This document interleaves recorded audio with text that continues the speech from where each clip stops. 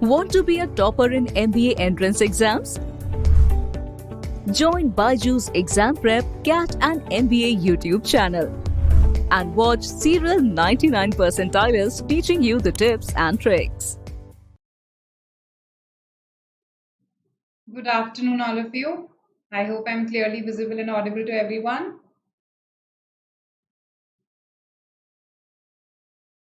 All right, so let's begin with our session for the day.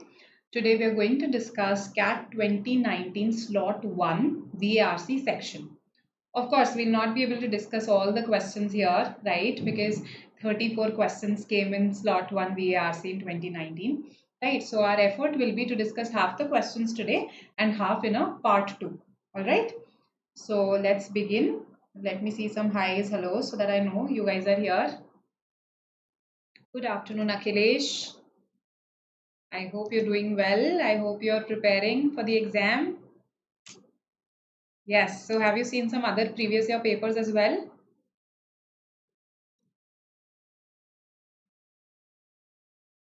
Okay, so in case you have seen, good noon Om. In case you've seen some other previous year papers, then you can let me know in the chat box how your experience has been, okay? And in case there are any difficulties, let's say in 2019 slot one that you encountered, you can tell me those also because I'll clarify, I'll focus more on those questions then, right? Hello Akanksha, good noon all of you. So just waiting for the others also to join. Hi Anchal, good afternoon. Because we'll start with reading an RC passage. So I want all of you to start together. Yes? Yes, please do like the session, right? Do share it with your friends. And if in case anything is not clear to you when you later on watch the session, you can leave a comment in the comment section. Okay? Good noon, Vishnu. All right, can we begin? Shall we begin? Tell me. Are you ready? So today we'll attempt 3 RC passages. 2 of them are easy RC passages. Okay, that's why I've chosen them. And one of them is the other one also. It's a moderate read. Okay, you'll not face a problem in reading and understanding it as such. Right, so 1 moderate RC, 2 easy RCs, and then 2 verbal ability questions. Right, yes, this is the first session for our series where we'll discuss previous year papers, and today is the part 1. So we'll not be able to discuss the entire VARC section of CAT 2019 today, right? Because 34 questions were asked. So today we'll discuss 17 questions, and in the next session we'll discuss 17 questions. So next week at this very time we'll discuss the 17 remaining questions, right? Okay, good afternoon. Let's begin. Yes. So first coming on your screen is an RC passage. You have to read it. Once you're finished with it, once you're finished with one particular slide, you have to tell me so that I can change the slide. Okay. I'll not read it with you because again, I want to give you a feel of the exam itself. So there you will read on your own, you'll comprehend on your own. So try to read with a sense of urgency. By that, I don't mean just run fast. Okay. Comprehension is also essential, but yes, don't read at a very leisurely pace, at a lazy pace. No. All right. So let's begin. And here comes the first RC passage. Read it and let me know once you finish the first slide. Yes.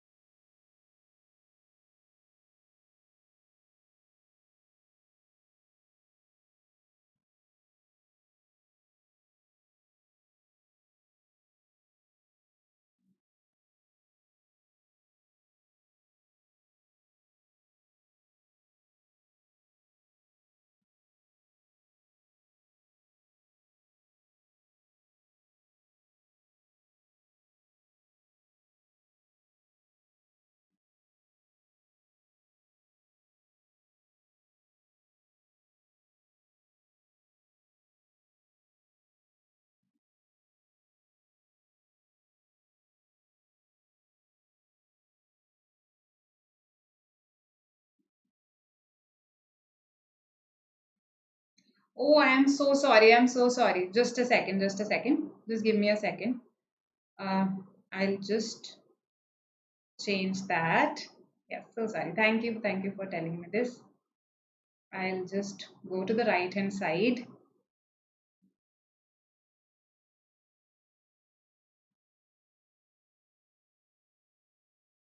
Yes.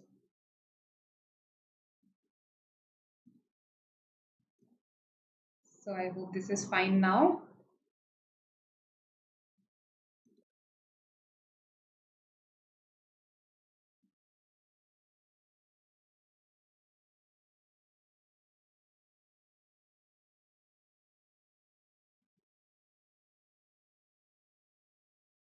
Sorry. So yes, a question has been asked. Is it useful for CET? See, RC passages are asked in MET CET also. So just that the level will be slightly higher. There are some easy passages also which can be equated to the CET level. So I think yes, it will help you. Okay. Now yes, we can begin reading. And I'm so sorry I didn't notice this earlier. Yes. Let's begin. Please start reading.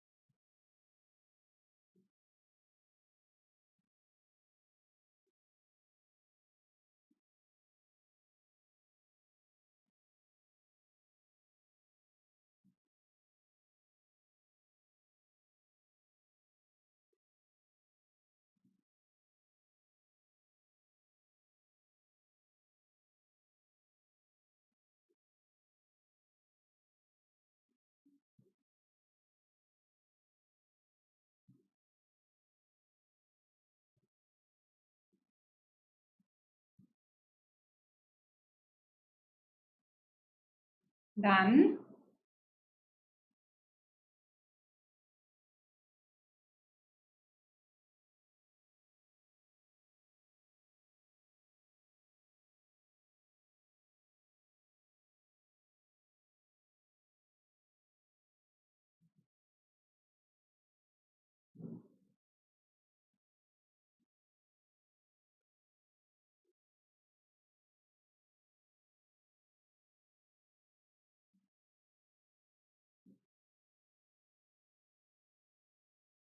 Yes, come on. Done.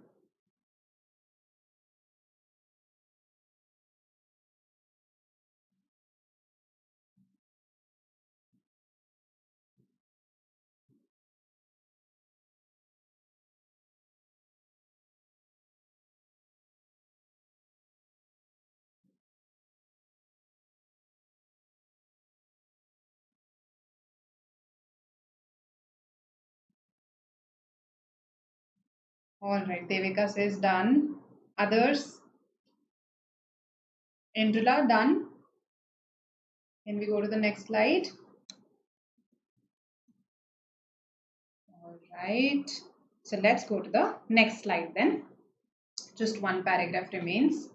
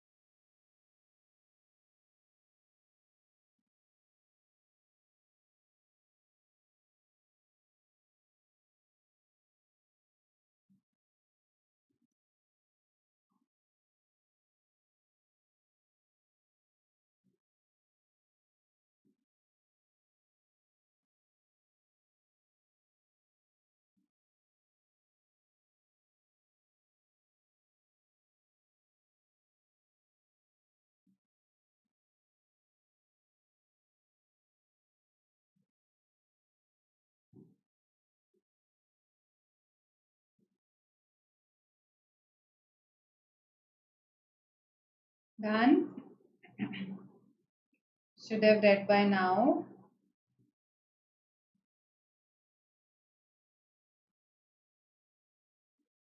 Let me know.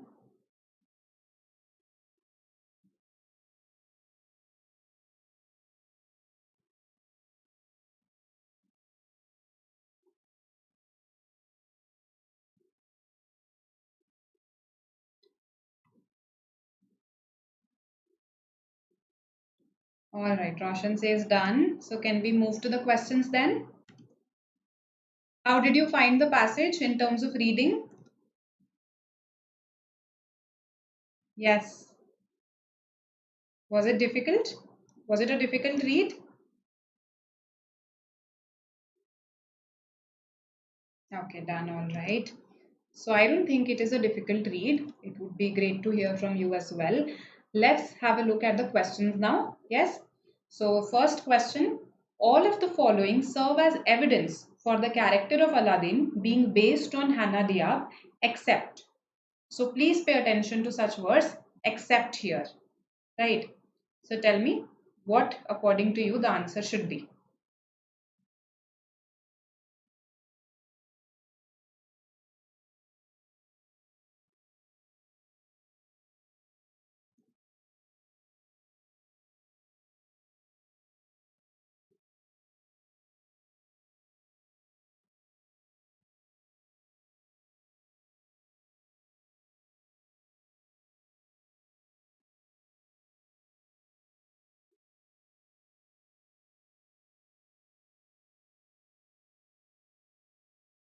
Let's see what you say.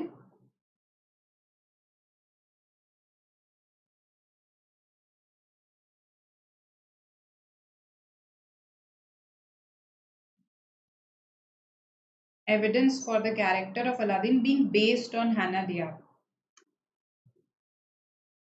Okay. Vishnu says D. Krishnakant D. Others. Akanksha. Anchal says D. Okay. Shaina.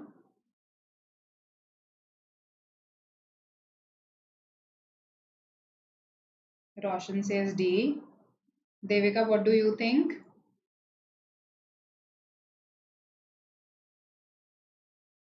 Shaina also says D. Okay. So, easy question. Yes. Okay. It's pretty doable.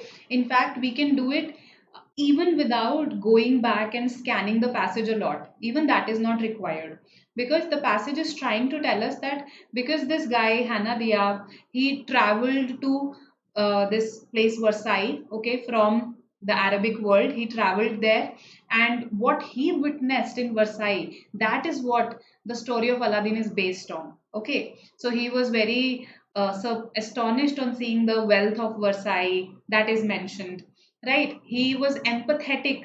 He was more empathetic. He identified with the various class struggles because he was himself an Arab in the Western world, okay, facing those challenges.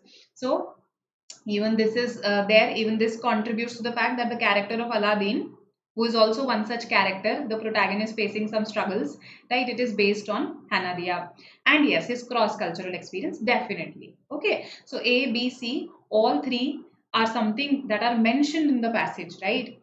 D, on the other hand, that is not the basis of our saying that okay, the character of Aladdin is based on Diab, right? That is a basis of saying that probably this was Diab's story. This was a story written by Diab, right?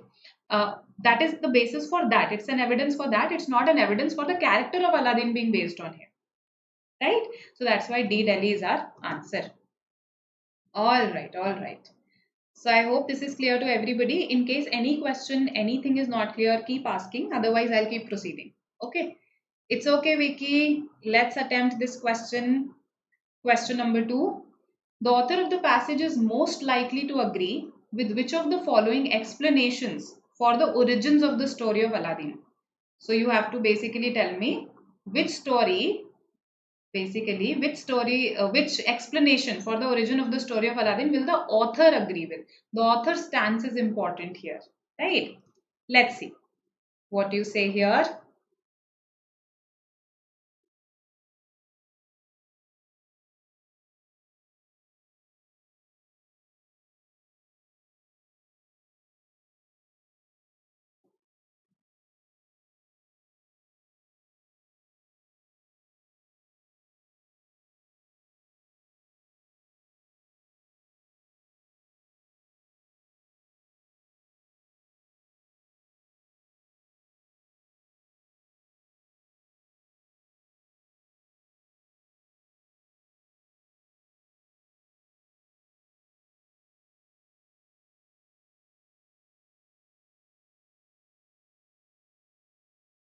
Let's see, let's see.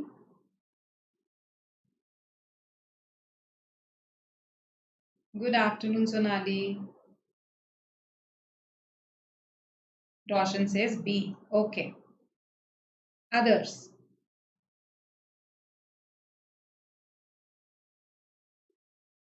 Vishnu also says B. All right.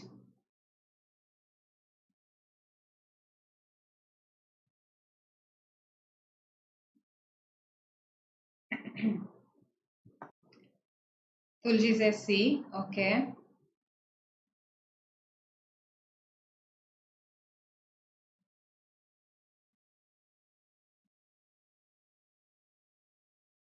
Achal says B. Okay. All right. Others. Akanksha, what do you say? Shaina. Shaina says B. Okay.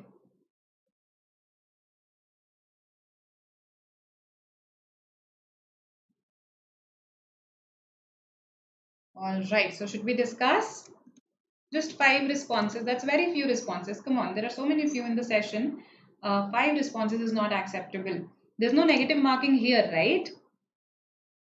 Okay. So now let's talk about what the author will agree with. See, the author throughout the passage is trying to tell us that it's probably Diab who told the story to Galland, and then Galland then wrote it in one of the books in the European translation, right? That is what the author is trying to establish throughout the passage, isn't it? So the author will have this explanation only for the origin of the story of Aladdin, that it was Diab who actually composed, who actually made the story, and then he told it to Galland, and then Galland included it in this European translation of these medieval of this basically book that he wrote, Arabian Nights. This is mentioned right in the beginning. The European translator of Arabian Nights. That is what Galland has been called. So the answer clearly has to be C. Basing it on his own life experiences, Diab transmitted the story of Aladdin to Galland, who included it in Arabian Nights, because that is what the author is trying to establish in the passage. B says the story has its origin in an undiscovered, incomplete manuscript of a medieval Arabic collection of stories. So, this is what was thought. See this, that in the past, credit for telling the tale of Aladdin has often gone to this guy, Galland, okay, who translated Arabian Nights, which started as a series of translation of an incomplete manuscript of a medieval Arabic story collection. So in the past, this has been thought. So this has been thought of, but Aladdin may be a more recent invention actually. It may not be of that medieval origin. That is the author's argument. So the author will not agree with option B. The author is contesting option B right in the first paragraph, right? So B is not the answer. Okay, all right. No issues, Vicky. So I've started daily reading. Okay. Yes, absolutely, Ashad. So if let's say we are in July mid right now, yes. So even if you started right now, if you're sincere about it, you clearly have about 4 clear months. And if you read every day in those 4 months, if you practice RC passages in those 4 months, then obviously, yes, you will improve at VARC, okay, and you will be again, if you practice mocks, if you analyze mocks, so it depends on your preparation. If you give your 100%, you will be able to excel. Okay. All right, then C is the answer for this one. Now, question 3. Which of the following? Now, this question is a good question. Okay. Why? Because you have to first understand the question stem well. Which of the following, if true, would invalidate, basically negate, okay, the inversion? We are talking about weakening something. What are we weakening? The inversion that the phrase flips the script refers to. So this question means that in the passage we have said that okay, something flipped the script. Something flipped the script. Now which of the following options will show us that no, the script was not flipped. The script was not flipped. We have to find such an option that tells us this. No, the script was not flipped. I hope this makes sense to everybody. Yes, so now that we've understood it, there are four options here. Okay, however, before reading these options, let's go and first read this part. Where is this flips the script? We need to understand that. What does this flip the script talk about? So refer this and you will find it. Hmm.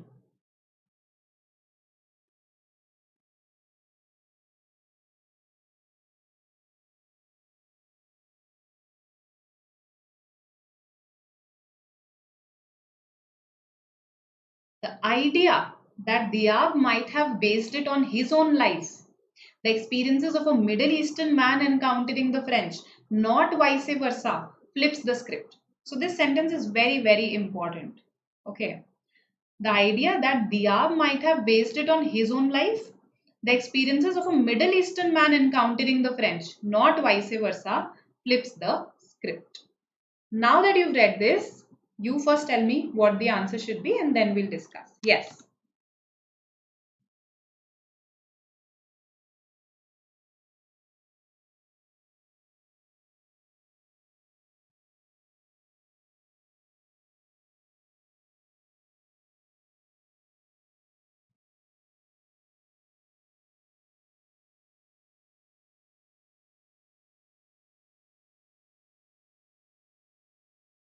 Okay, I've got one response. Others?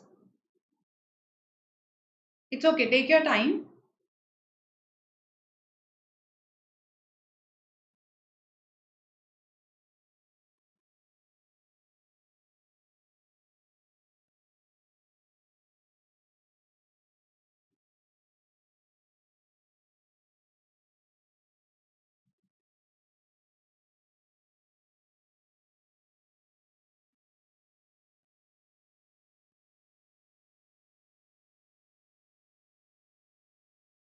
All right.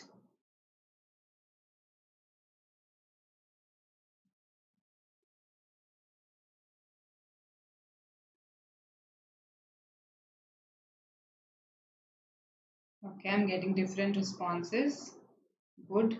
Others?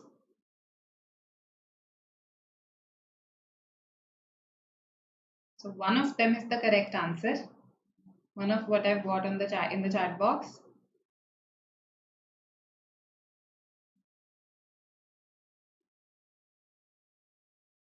Let's see what the others say.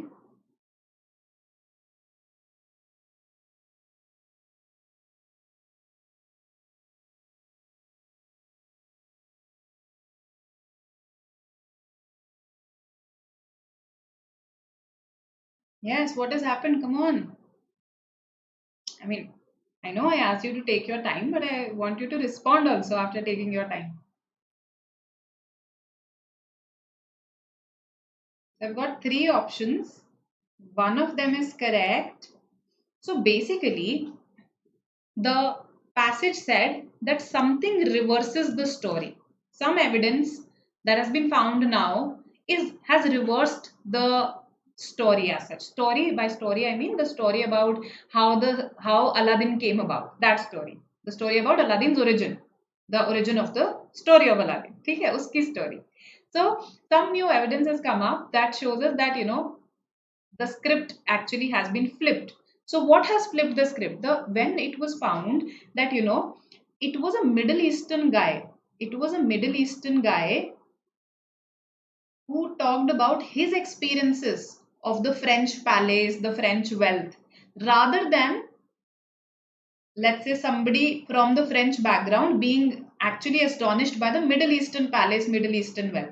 So earlier it was thought that okay, this must have been this is the in a way truth, right? This was taken to be the case that okay, this story is a product of French Orientalism, the fascination of French people with the, let's say, the jewels, the palaces of the Middle Eastern people.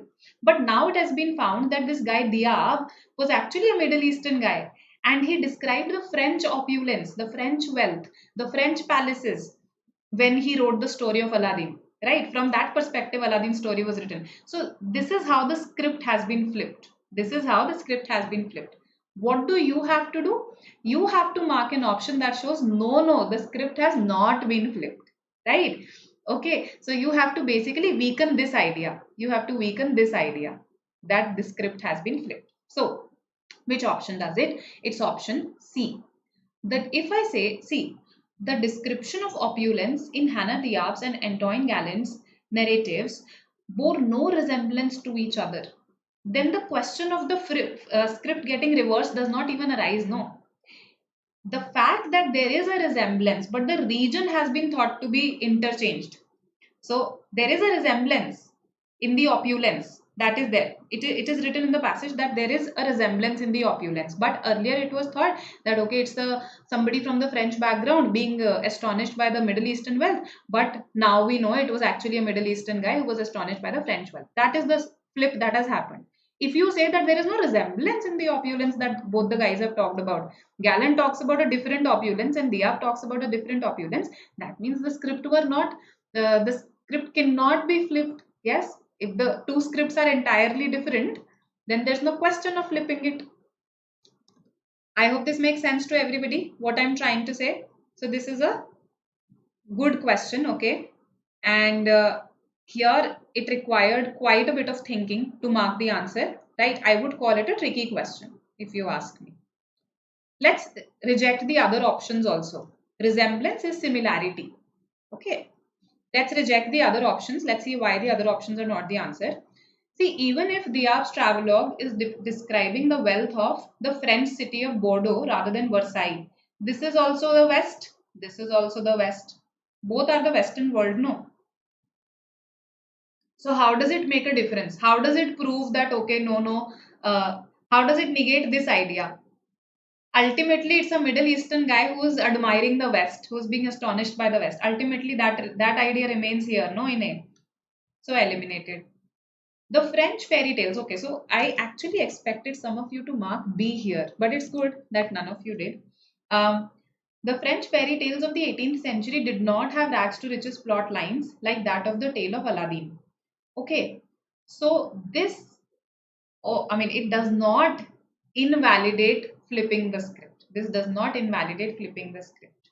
Okay, if you say that they did not have rags to riches plot lines, it actually shows that this story was not based.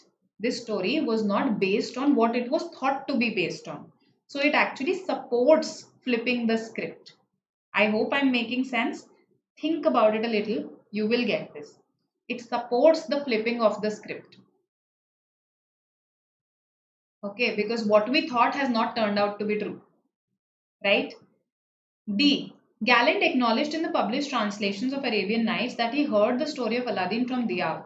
If he acknowledged that, then there shouldn't have been any confusion in the first place. No. Then it should have been known that it was a Middle Eastern guy describing the French. Then the need for flipping the script does not arise if everything was clear since the beginning. Right? So our answer here is option C. I hope this makes sense. In case it doesn't, you can ask me. Otherwise, I'm assuming that it is clear to you. All right. Coming to the next question. Which of the following is the primary reason for why storytellers are still fascinated by the story of Aladdin? Yes. Again, what I would do in such a scenario, I would go back to the place where it has been mentioned. Okay. And remembering where it has been mentioned is important. So I know that it is in the last paragraph. Right. So read this bit.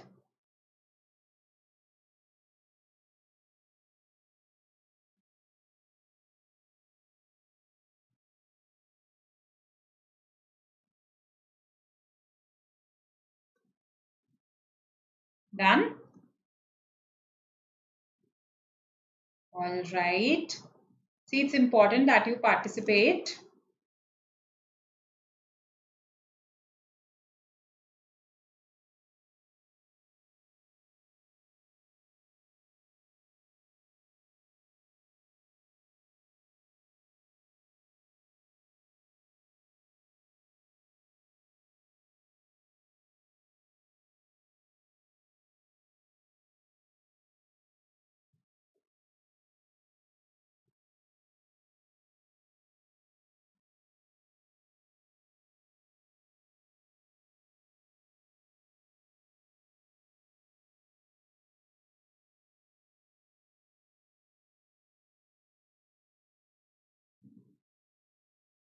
Okay.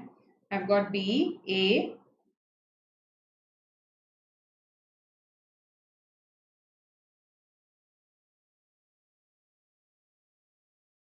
A, okay. All right.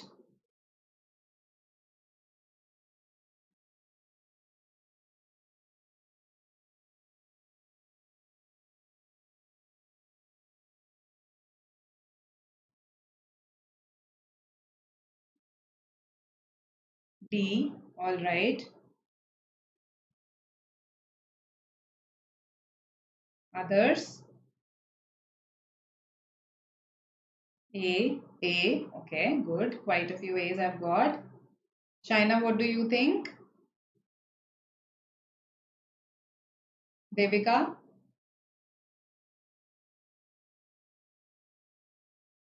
Chinta, what do you think?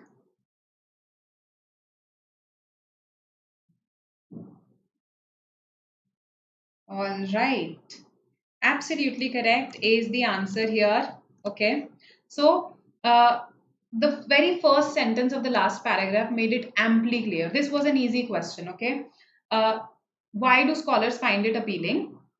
It reflects not only a history of the French and the Middle East, but also a story about Middle Easterners coming to Paris, and that speaks to our world today. This cross cultural experience of Middle Easterners coming to Paris, right? That speaks to our world today, that appeals to our world today. People are able to identify with it, right? So, the traveler's experience that inspired the tale of Aladdin, that resonates even today. Then we, in that paragraph itself, we go on to recount the experience of Diab, that how he was able to empathize, how he had a solidarity with the Arabs who came to France at that time, right? Who came to Versailles at that time. He had a solidarity with them. Okay, so this is the answer. Now, other answers that were given: the history of Europe and Middle East. See, not only when I say this, no, not only but also, that it not only reflects the history of French and the Middle East. First of all, it's just French, not the entire Europe, okay, and the Middle East. So when I say not only, that means this part is less important. The part with but also is more important. So this is the real reason. The part that comes after but also, right? So this is how transition words can help us. Okay. Then I got D also. So let me clarify that also. The story of Aladdin is evidence of the 18th century French Orientalist. No, we are in fact denying this in the passage, that it is not a product of French Orientalism, the fascination of French people with the Middle East. It is rather a product of the experience of a Middle Easterner in France. Okay. So A is the answer. This is wrong. This is incorrect. All right then. The last question based on this passage: which of the following does not contribute to the passage's claim about the authorship of Aladdin? Who wrote Aladdin basically? Does not contribute, okay, to the passage's claim about the authorship of Aladdin. Tell me, easy question.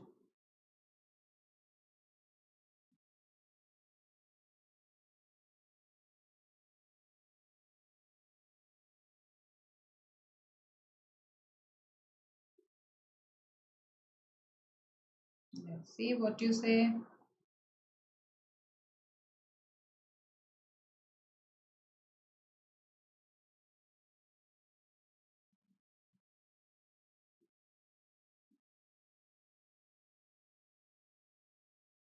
This was the moderate passage. The other two passages are easier.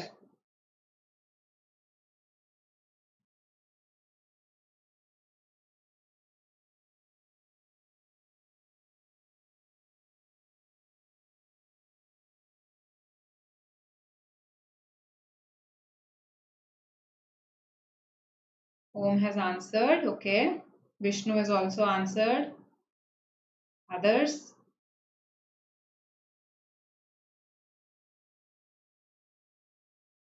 Let's see what the others say.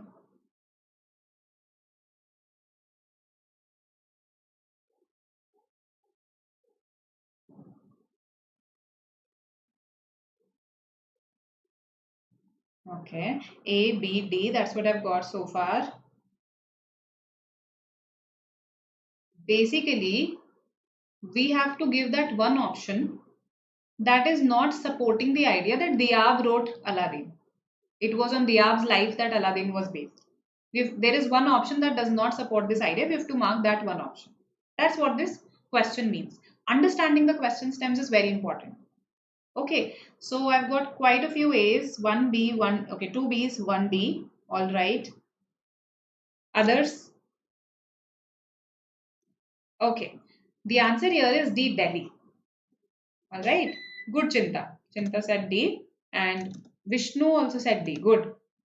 So, the narrative sensibility, the sensitivity with which Diab has written his travelogue, okay, the way he has told his story about his struggles there, about his solidarity, the empathy with which he has told the story, that goes on to tell us that probably Aladdin was a character that was based on his life and he wrote it. So this does contribute to the passage's claim about the authorship of Aladdin. B, the depiction of the affluence, or affluence is wealth, opulence, the depiction of the affluence of Versailles in Diab's travelogue.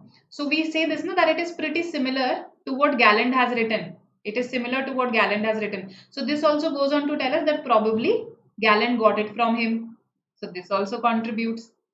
Galland's acknowledgement of Diab in his diary. No, Galland himself acknowledged in his diary that I heard the story from Diab. Okay, so this is proof enough. This is also proof, no, that Diab perhaps wrote Aladdin.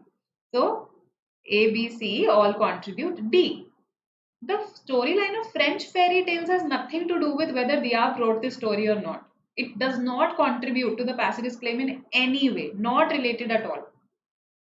That's why I said that this question is easy. Okay, so D, Delhi is the answer here. I hope this passage is clear to you. Any question that is not clear, please ask. Yes. Moving question by question. 3 was a tricky one in this. Some questions required some thinking. That's why I called it a moderate RC passage. Right? Okay then. Let's come to our next passage. This is something that all of you will relate with. It's about choice anxiety, right? As the very first sentence tells us. So again, read it. And once you're done with the first slide, let me know. There is just one more slide after this. Yes. Versailles is the name of a city. It's the name of a city. Okay.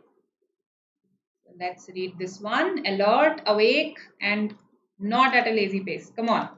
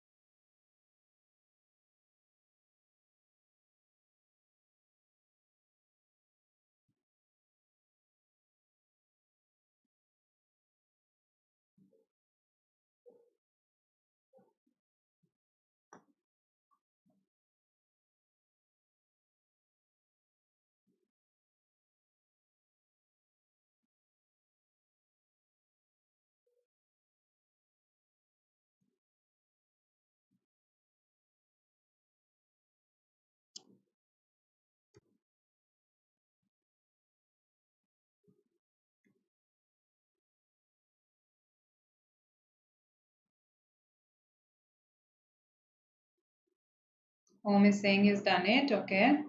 Sonali, snazzy is something that's stylish. Don't be worried about vocabulary words when you read.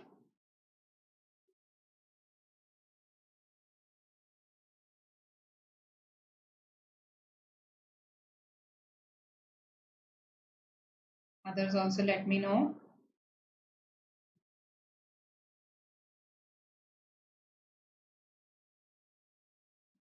All right. So can we go to the next slide?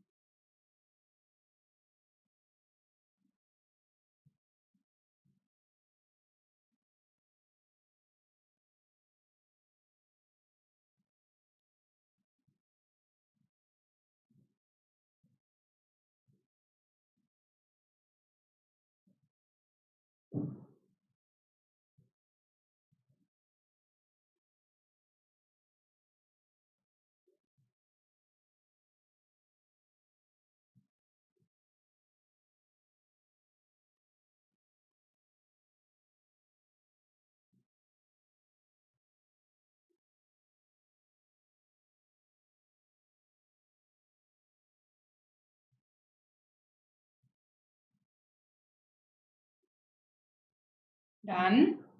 Sonali says done. Others?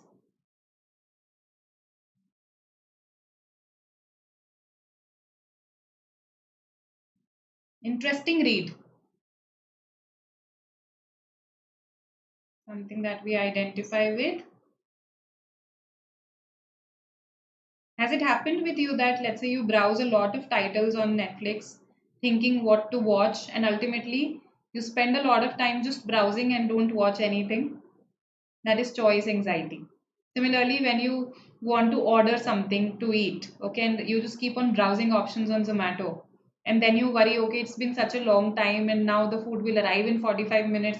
I could fix something in the time being, and then you don't order. This is also choice anxiety. Basically, an example of choice fatigue, you could call it, right? The problem of plenty in today's digital world. Yes, in that sense. All right. So let's look at our questions. Which of the following hypothetical statements would add the least depth? Would add the least depth to the author's prediction of the fate of startups offering few product options? So first of all, what is the author's prediction of the fate of startups offering few product options? You've just read it in the last paragraph. So just read it once more. So on encountering this question stem, I would go back and reread this part. If I remember it well, then I won't even reread it. Okay. Let's see.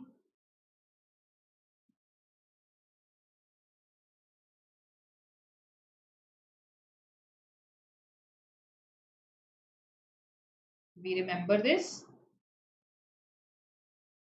Now, read the options and you have to mark that option which adds least depth to what you've just read, which let's say goes against it in a way.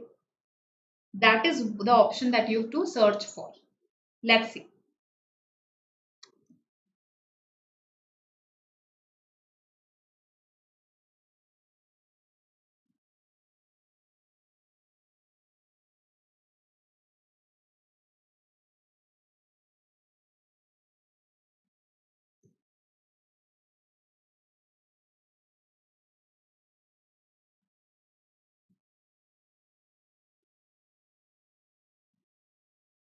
So let's see what you say.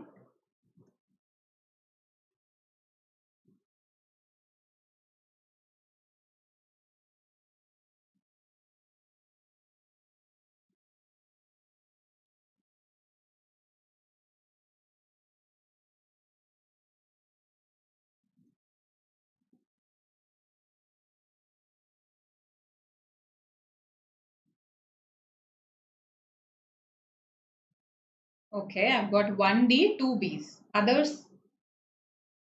Tulchi also says B. Okay. Least depth. Okay, others?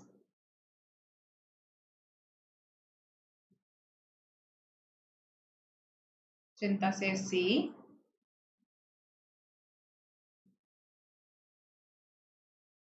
So sorry, C, B and B, C and D. That's what I've got. Anybody who says A? China says C. All right. Okay. So the fate that the author predicts is, the author says that, eventually these startups have to add more variety. They start on the premise that, okay, we will offer fewer product options only. We will not offer a lot of product options. We'll make it very niche. Okay. But ultimately they have to expand. That is the author's prediction, isn't it?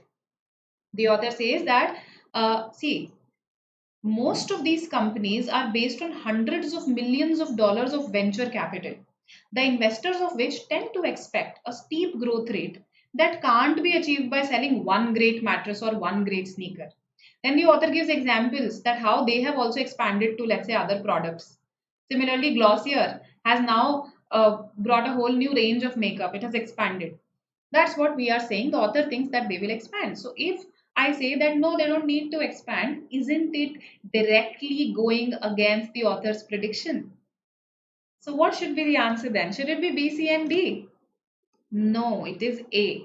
An exponential surge in their sales enables startups to meet their desired profit goals without expanding their product catalog. The author predicted that they will have to expand their product catalog to meet the expectations, the growth expectations of the investors. This option is saying exactly the opposite of that, that they are able to meet their profit goals without expanding their product catalog. So this is the one that adds the least depth. Okay. B, on the other hand, B is trying to say that government decides to double the tax rates for the startups. That means things will become more difficult for them. They will struggle and eventually they might have to explore some alternative. So this actually points to that, in a way, goes in the same direction as the negative prediction that the author has given. The author has also given a negative prediction that ultimately they'll have to expand, right? So this also goes in that direction. Then see, they venture into new products and then their regular customers start losing trust in the companies and their products. So again, this is giving us a scenario where they do venture into the new product ranges. D, they are no exception to the American consumer market that is deeply divided along class lines. This is not even catering to what the prediction that the author has made in the last paragraph. This is not related to the last para. Not related to the last para. The last para talks about the fact that in order to become profitable, they will have to expand. Right? So A is our answer. Okay, it goes strictly against both the things that the author says, that A, they'll not be able to meet their growth expectations of the investors without expanding, and B, that is why they will have to move to other products, other options. So that's why. Not a difficult question, this one. Okay. Coming to what's Verma? Who is Verma? Is it mentioned somewhere? Venture capitalist? That's what you want to ask? Venture capitalists, people who invest in a very new business, in a startup. Okay. All right. Let's go to the next question then. Question 7. Which one of the following best sums up the overall purpose? Again, easy question. Think about this. All of you know the answer deep down. Mark it and tell me. Yes, easy question.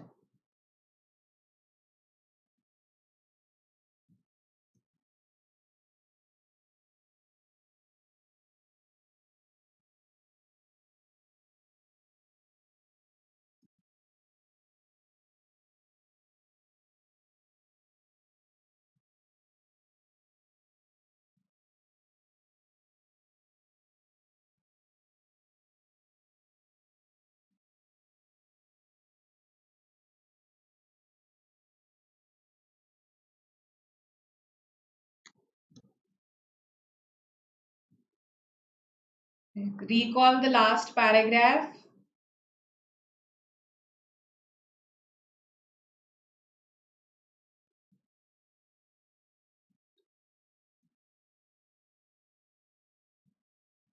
Okay, I've got two responses.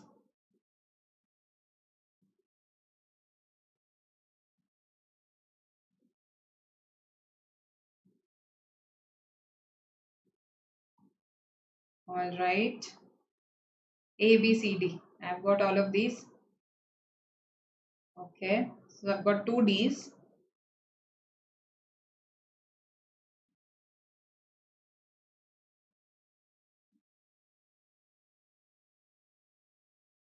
How are they facilitating a uniform distribution of commodities in the market? Those who marked C. See here.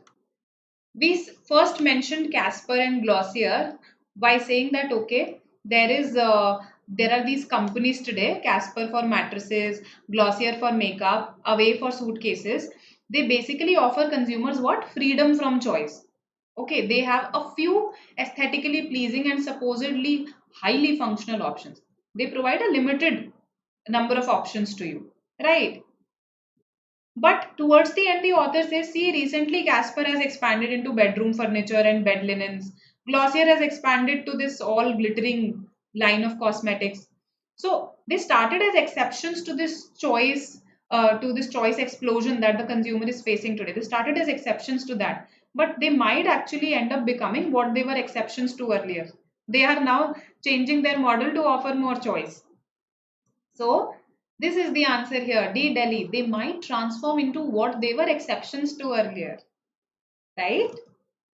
So D, Delhi is our answer. Good, good. They are not increasing the purchasing power of poor Americans. They have mid-range prices.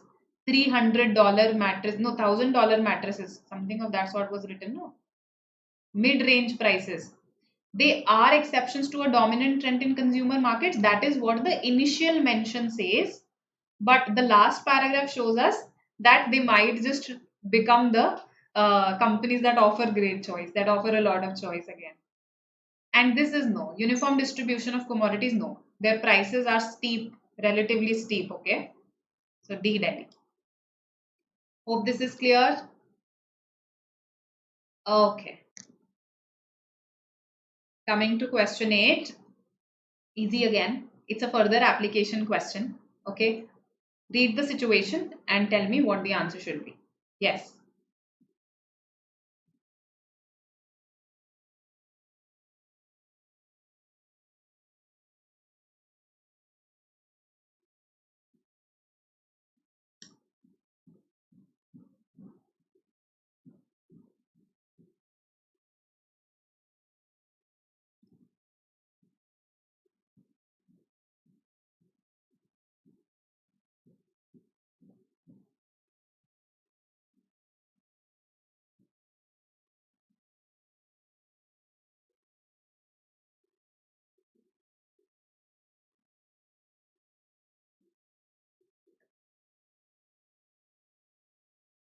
Let's see who answers the fastest.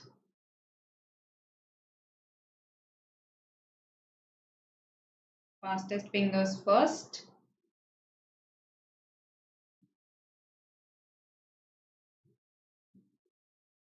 All right. Niromancy says B. Others. Vishnu says A. Sonali says A.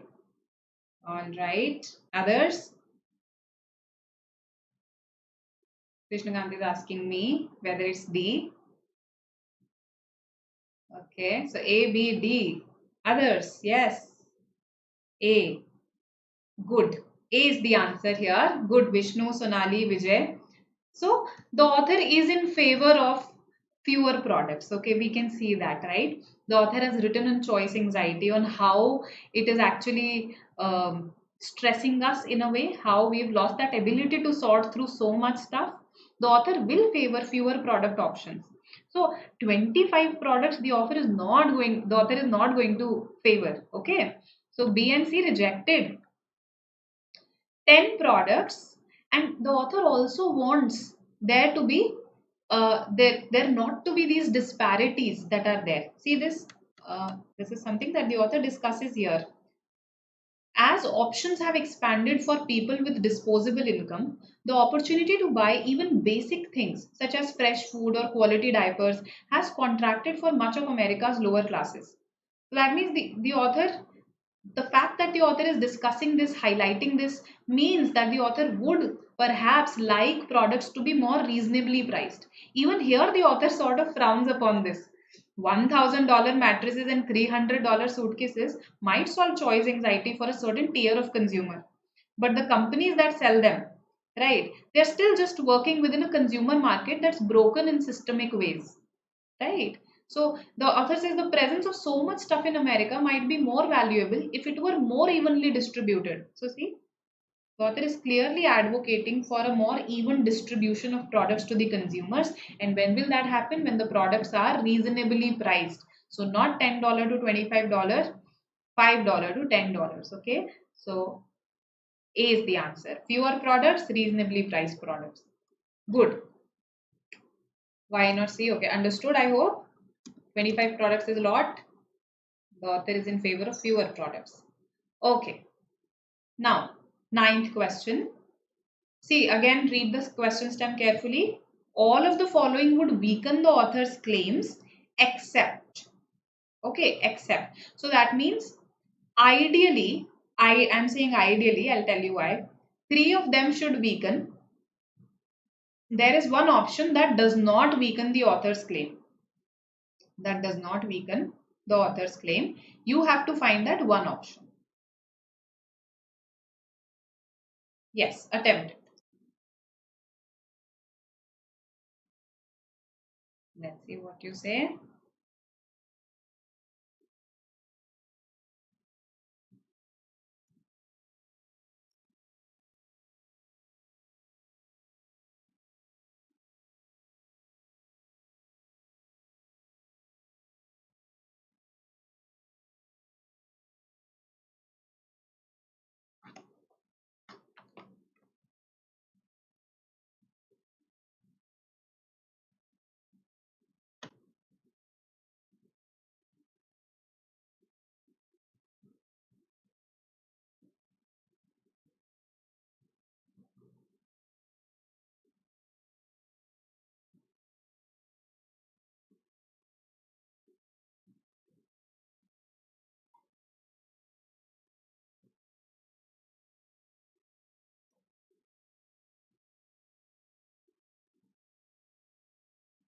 Attempt the question, Sonali, I'll tell you.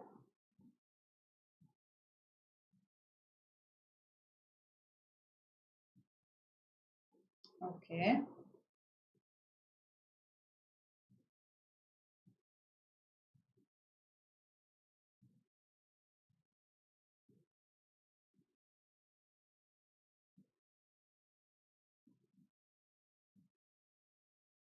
So I've got 2 responses. Others?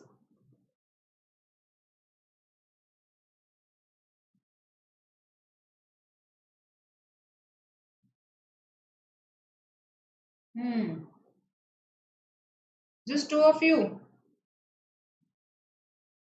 Sonali, what do you think?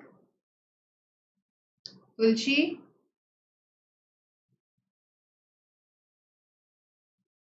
Aniket, SG?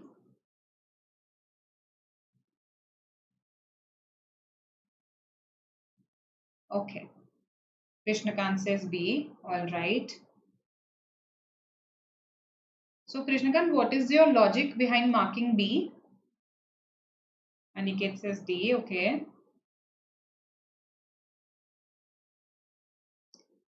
D. All right. Quite a few of you say D. I didn't expect that actually. A and D can be easily eliminated. They're not the answers. Okay. Let's have a look. So 3 of them, see, I'll tell you why I said ideally. I will not mince my words. This is not a very well framed question. Even though it came in CAT, this could have been framed better, this question.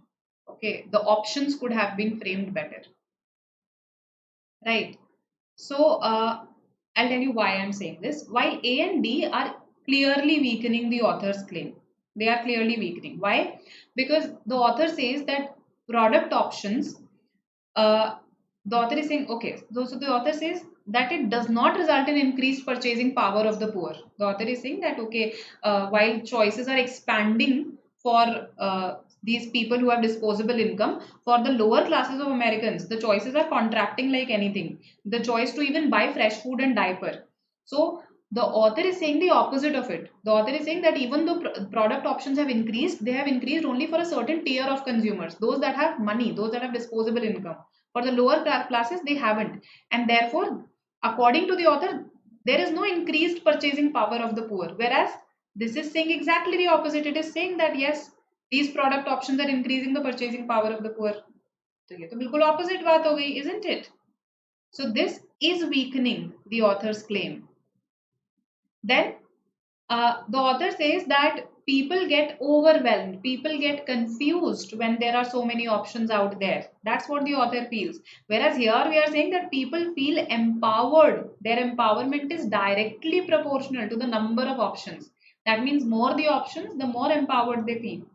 So again, this is going against what he has said. This is also clearly weakening, right? The author is talking about choice anxiety. The very word tells me that more choices are not good. Whereas, as per the author, whereas here I am saying more choices, the more the choices, the more empowered the consumer feels. Against it. So now between B and C, okay, Sonali, Vicky, and Krishnakant, all of you said B. B is the answer here.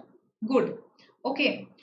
Now, why I said that this question could have been framed better, because C talks about the sales of companies that have hired these lifestyle influencers on Instagram. The fact is, the author in the passage does not talk about influencers from the perspective of companies hiring them, right? So if you see, the author says, indeed, choice fatigue is one reason so many people gravitate towards lifestyle influencers on Instagram, the relentlessly chic young moms and perpetually vacationing 20 somethings who present an aspirational worldview and then recommend the products and services that help achieve it. So, it talks about people gravitating towards these influencers. Okay, so indirectly, I can say that C is weakening. Directly, it is not weakening it so much. Directly, it is not weakening it so much. Indirectly, yes, weaken kar raha hai, because the author is saying that people gravitate towards them. Whereas here, I am showing that their annual sales, those who are relying on influencers, their annual sales is actually less, right? So indirectly weakening. Now, why is B the answer? Yes, those who marked B, why is it the answer? So, companies which curated their products for target consumers, that means those that are targeting very specific consumers, right? Those that are creating niche products for a defined, for just a defined tier of consumers, right? These are those companies. Okay, now the author is saying, this option is saying the annual sales growth of companies with fewer product options were higher than that of companies which curated their products for target consumers.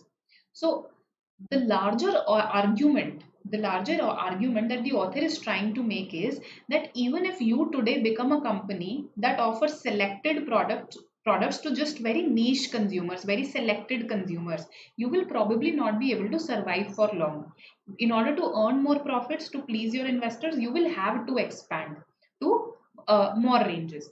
So that means indirectly, in the author's opinion, everybody in the market should start offering fewer product options rather than, let's say, some of the companies offering a large number of options, okay, and some catering just to the select target consumers. So the author finds both of the options to be unviable. Large options से choice anxiety हो रहा है, target consumer से they are not able to sustain, they have to expand.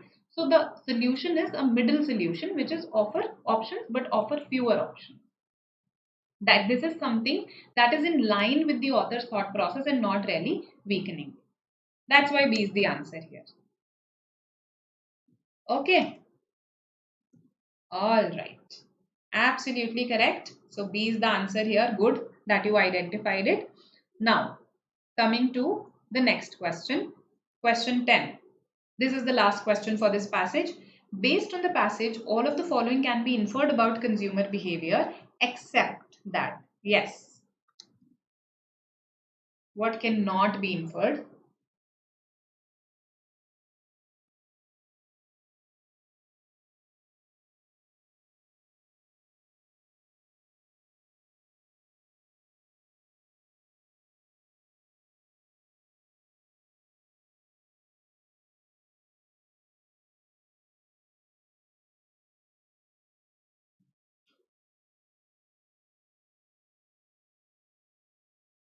Let's see what you say.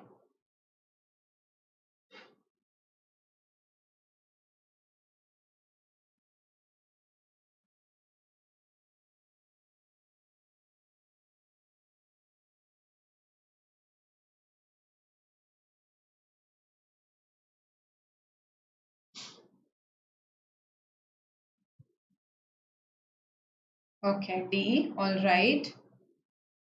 Others?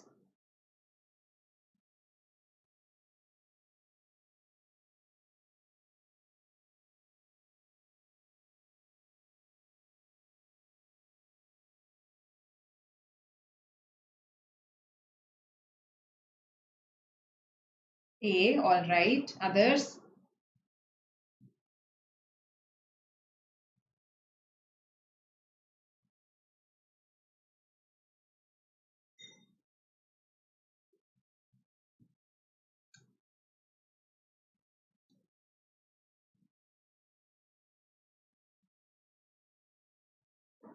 D. Okay.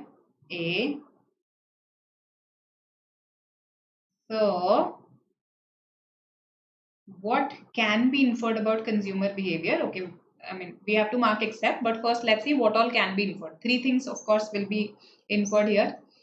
Uh, Having too many product options can be overwhelming for consumers. That is the whole concept of choice anxiety. Okay. Consumers are susceptible to marketing images that they see on social media. That's the whole point of influencers. That's what influencers do, no? That's people gravitate towards them. They are influenced by what they are using. So even this one is something that can be inferred. Between A and D, too many options have made it difficult for consumers to trust products. Okay, this is something that can be inferred. I'll show you how. See, sorry. In the first paragraph, we say that consumers basically have lost the ability to sort through the sheer volume of choices that they are being presented with. Right now, if you see this, for a relatively now, basically these are offering selected products.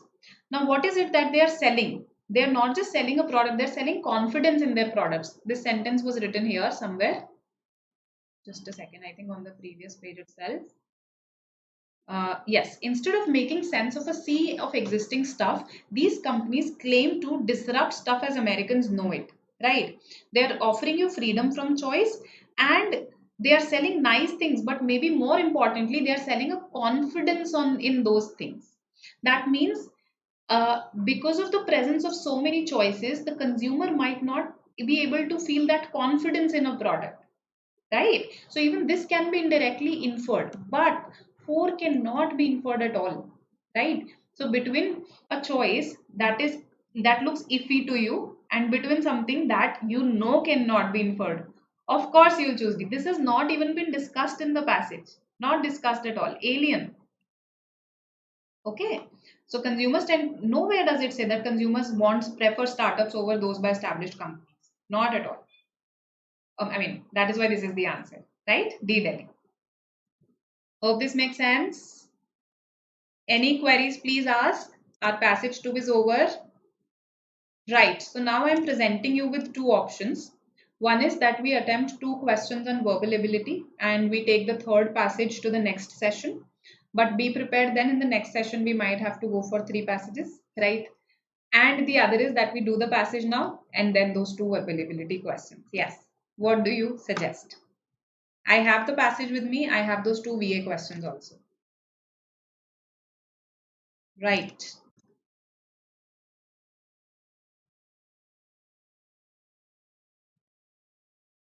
Let's do one thing. Let's attempt a verbal ability question while you think about this. Right. So after this, let me know. So this is your VA question. It's an odd sentence out question, right? 5 sentences are given to you. 4 of them belong to a paragraph. 1 of them does not. You have to find out the one that does not. Yes.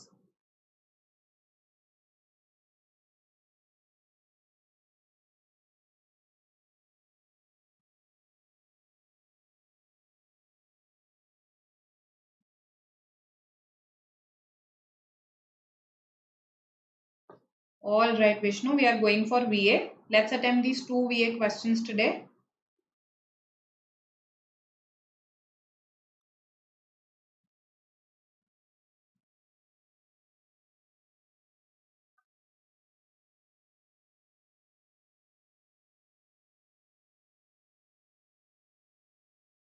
Noted, noted. Yes. Let's see, let's see.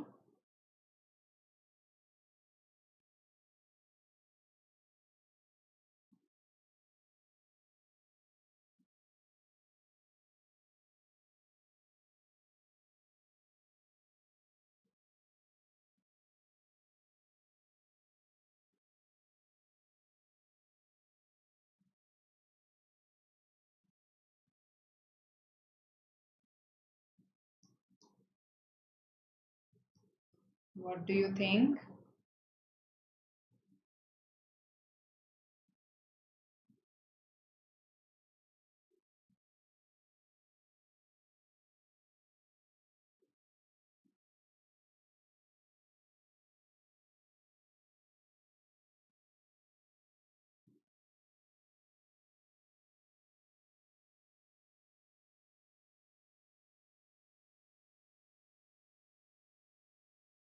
Okay.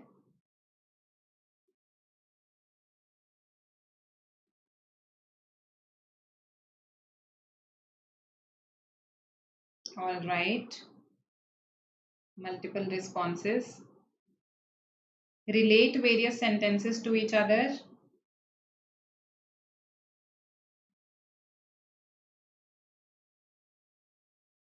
Don't be in a hurry. Relate the sentences have quite a few clues. They are related to each other. I'll just show you, Siddhant, how to approach them. And the solution is practice.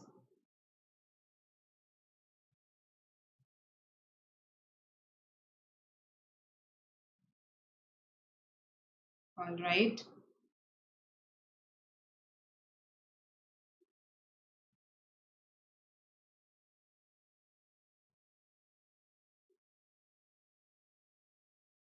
Okay. 1, 2, 3. Okay. Except 4, I've got everything.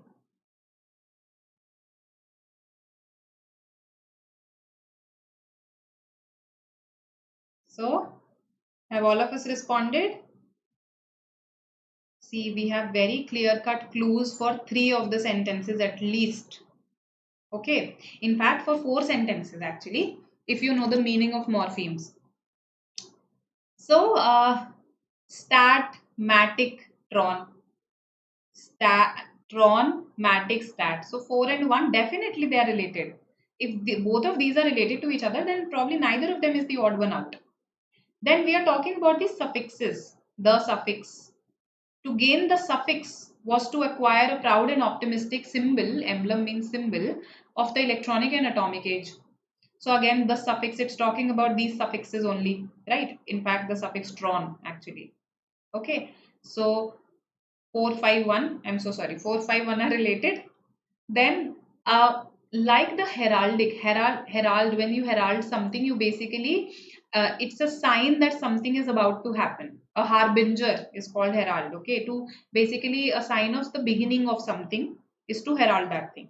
Like the heraldic shields of ancient knights, these morphemes were painted onto the names of scientific technologies. Morphemes, the most basic unit of a word. Roots, morphemes. okay, were painted onto the names of scientific technologies to proclaim one's history and achievements to friends and enemies alike. So the historian is basically saying that these suffixes are not mere suffixes; they are symbols. Tron, matic, stat. Okay, what kind of symbols are these? Stat signaled something measurable. You must have seen this wherever we have the word stat, the root stat. It is something that can be measurable, thermostat, measurable, thermostat, etc. Matic, automatic, right? Tron, okay, it's used in technology. So this indicated control. This indicated free labor, matic, automatic. Okay. So to gain the suffix was to acquire a proud and optimistic symbol of the electronic and atomic age. That we are in the electronic age, we are in the atomic age, right?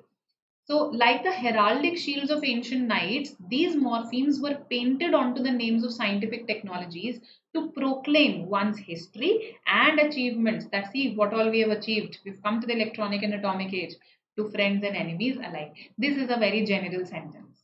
Okay. High modernism, the intellectual and cultural mode. Okay. A very general sentence. Okay. So the answer is 2, bache, not 3. No, no, no, no, no. 2. Yes, yes, yes. 2 is the answer. Correct. Correct, Vicky. You can now celebrate. Hope this is clear. 2 is a more general sentence. Totem means symbol. It was a symbol of high modernism. High modernism has not been discussed anywhere. We are talking about electronic and atomic age. What is high modernism? Cultural mode. Okay. So this is something that's not forming a pair with the others. This is the odd one out here.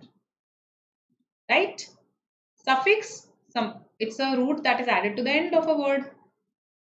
For example, if I say studious, that is study plus OUS. So OUS is a suffix. Right? Prefix is what is attached before a word. So if I say, uh, in fact, pre plus fix. Okay. Pre plus fix. So pre is a prefix here. Pre means something that comes before in a word, something that comes at the beginning.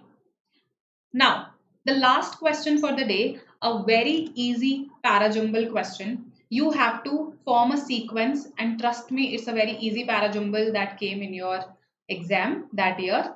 So read it and with a calm mind tell me what the sequence should be. Yes.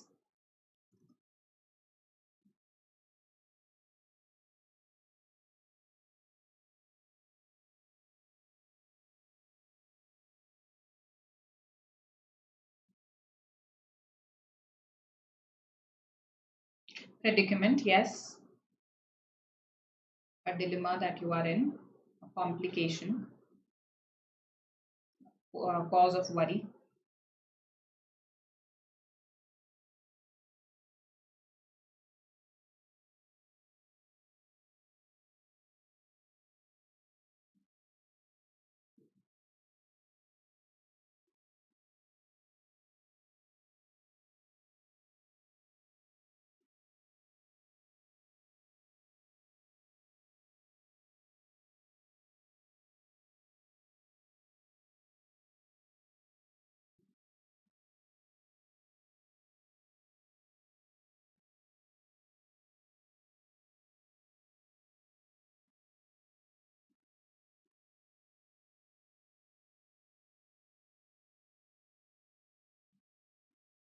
Others.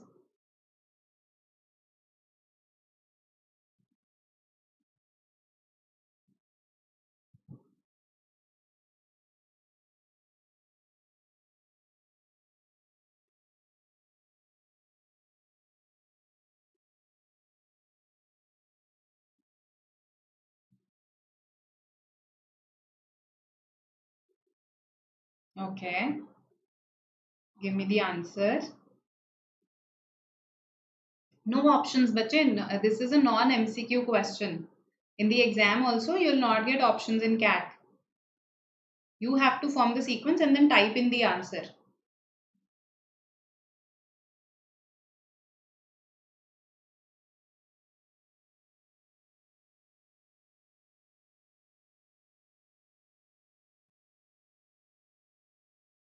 All right, I've got my second answer. Others?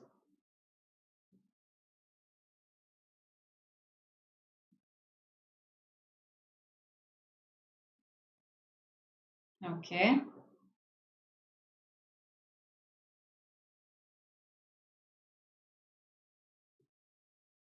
Come on, come on. Others also tell me. So, Vijay, what do you say? Aniket, Ajay, Siddhant. China has also given a sequence. Okay. So, one of the sequences written in the chat box is correct. One of the sequences is correct. I've reduced it to an MCQ for you. 4 options in the chat box. One of them is correct. Yes. The opening sentence. 2 of you feel that 3 should be the opening sentence. 2 of you feel 4 should be the opening sentence. 4 says a new norm will arise. Will arise. So something will happen in the future. Okay. 3 is the opening sentence here. 3 is the opening sentence. 3, 2, 4, 1. Very good. Vicky and Swagat, both of you are correct. As we grow more comfortable with social media conversations, being part of the way we interact every day, we are going to have to learn how to deal with legitimate criticism. Right? Perhaps we need to learn to condense the feedback we receive online so that 100 replies carry the same weight as just one. It happens, sometimes a lot of people write a lot of repetitive comments, right? So 100 replies carry the same weight as just one. Okay. So a new norm will arise where it is considered unacceptable to reply with the same point that dozens of others have already. Okay, so when you are considering 100 replies as just one, people would not want to waste different replies on the same thing. Yes? We'll all live under, and so till the time this happens, we will all live under mob rule until then. Until then, it's mob rule. The same comment can be written 100 times, thousands of times until then, which does not help anyone, right? So, until then, will, the future tense, right? Then the feedback we receive online, legitimate criticism, these were your connectors here. These helped you to connect. Okay?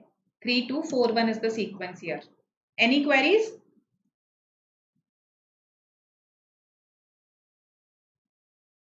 Yes. Any queries? Tell me.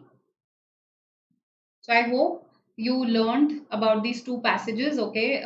If you had queries in any questions, now you don't have those queries. You also learned how to approach these questions. I talked to you about which questions were tricky, which questions were easy, right? How to approach parajumbles, odd sentence out, and sequence parajumbles. So all in all, I hope this was helpful for you. And if yes, then you can leave your feedback in the form of a like, right?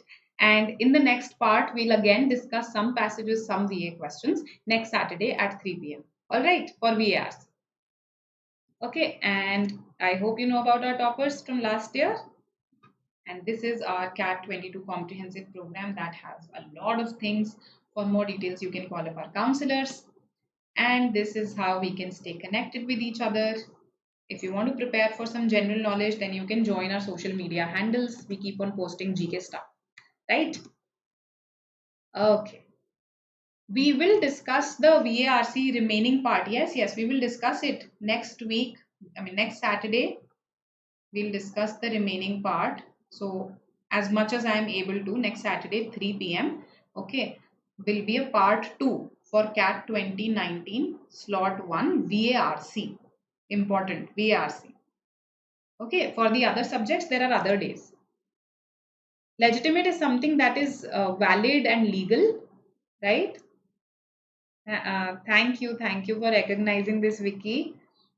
All right, welcome all of you. I'll see you next time then. Yes, and anyway, I meet you from Tuesday to Saturday at 12 p.m. Okay, wherein we have a number of vocabulary sessions, grammar sessions, okay, sometimes RC sessions also, logic sessions, right? So Tuesday to Saturday, 12 p.m. on our YouTube channel. Bye. Good time to you too. Thank you, Om. Welcome all of you. Bye bye.